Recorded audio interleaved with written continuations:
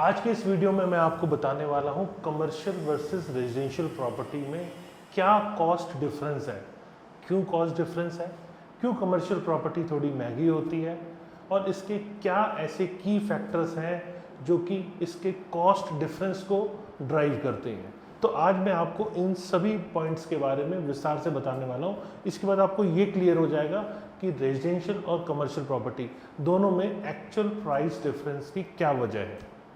चलिए शुरू करते हैं।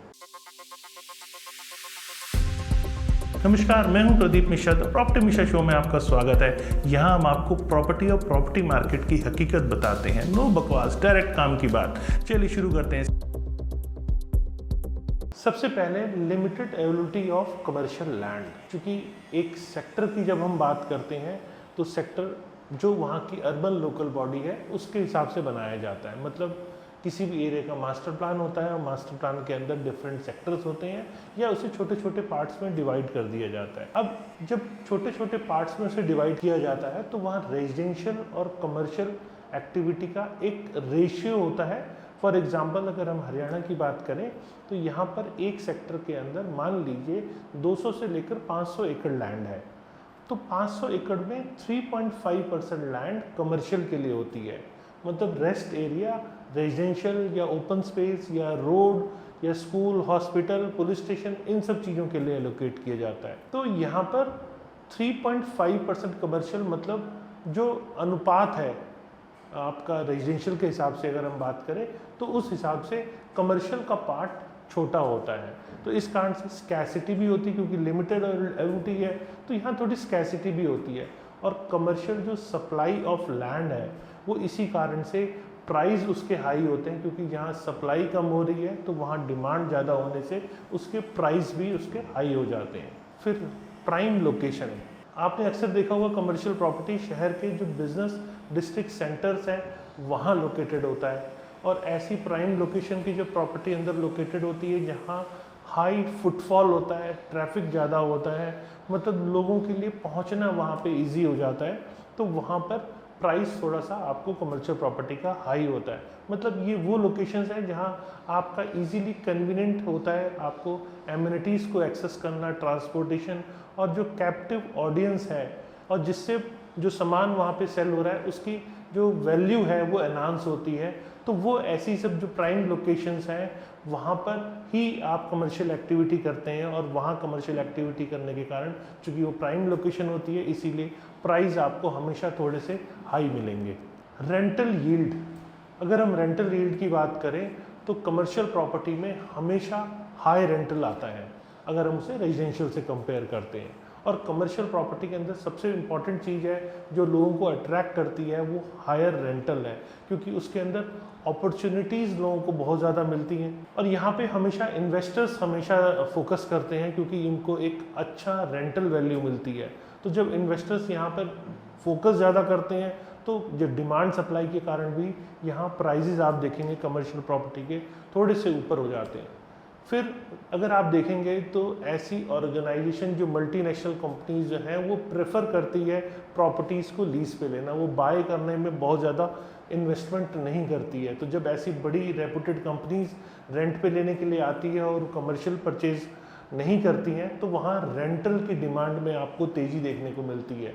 अब बात करते हैं डेवलपमेंट कॉस्ट की। जब भी आप कमर्शियल प्रॉपर्टी बनाने के लिए निकलते हैं तो वहाँ पर उसकी जो इनपुट कॉस्ट है, सबसे पहले तो वहाँ पे लैंड कॉस्ट ज़्यादा है, और फिर कमर्शियल को बनाना और रेजिडेंशियल के बनाने में दोनों में कॉस्ट में हमेशा डिफरेंस आता है, क्योंकि वहाँ पर हमेशा कोई ना कोई आएगा और या आपके क्लाइंट्स आ रहे हैं, आप रहने के लिए लेके एक बार थोड़ा सा कॉम्प्रोमाइज़ कर लेते हैं।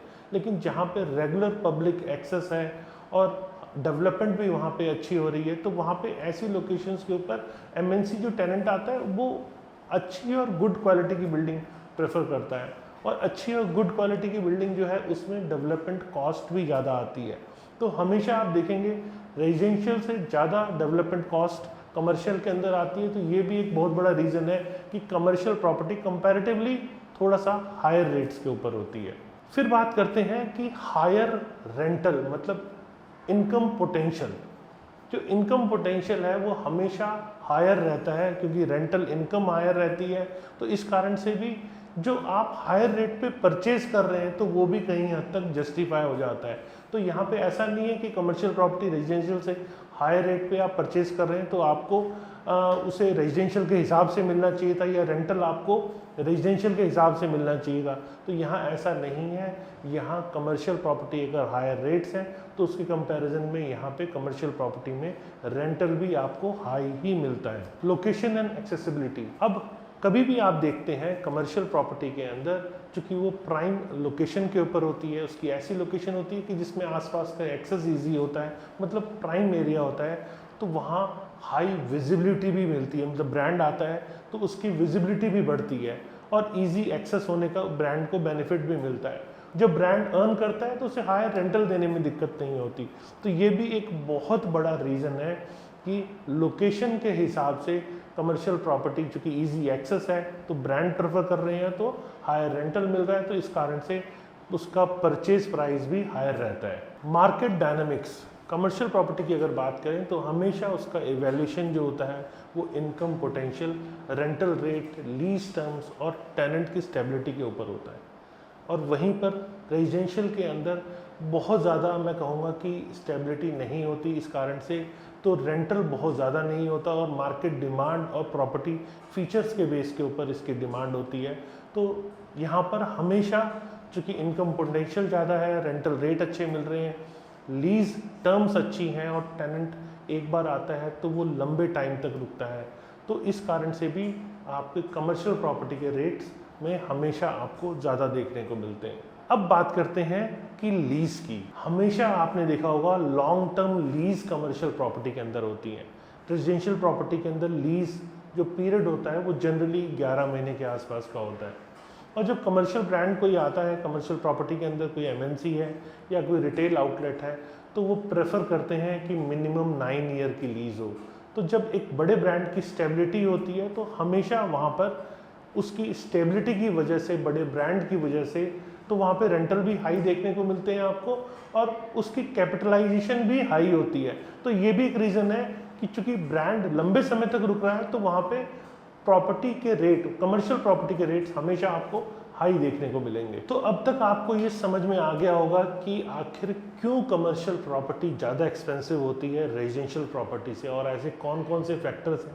जैसे मैंने आपको बताया कि लिमिटेड अवेलेबिलिटी होती है, प्राइम लोकेशन होता है, रेंटल यील्ड का जो होता है वो कमर्शियल प्रॉपर्टी में हाई होता है, और रेपुटेड जो टेनेंट हैं वो लॉन्ग टर्म लीज करते हैं, डेवलपमेंट कॉस्ट आपको ज़्यादा आती है कमर्शियल प्रॉपर्टी में। तो ये कुछ ऐसे इम्पॉर्टेंट पॉइंट्स हैं जिसके कारण कमर्शियल प्रॉपर्टी के रेट्स हाई रहते हैं। उम्मीद है आपको मेरा वीडियो पसंद आया होगा। अगर वीडियो पसंद आया तो लाइक कीजिएगा, कमेंट में भी बताइएगा वीडियो कैसा लगा। फ्यूचर में और ऐसे वीडियोस देखने के लिए मुझे सब्सक्राइब कीजिए, क्योंकि मैं रेगुलर ऐसी वीडियोस लेकर आऊँगा जो आपकी पॉकेट पे सीधा असर करती है। हमारा मोटिव रहता है नो बकवास, डायरेक्ट काम की बात और सीधा आपकी जेब के ऊपर, आपकी जेब की बचत के लिए जो हर महत्वपूर्ण प्रयास है वो हम रेगुलर करते रहेंगे। नमस्कार, जय हिंद।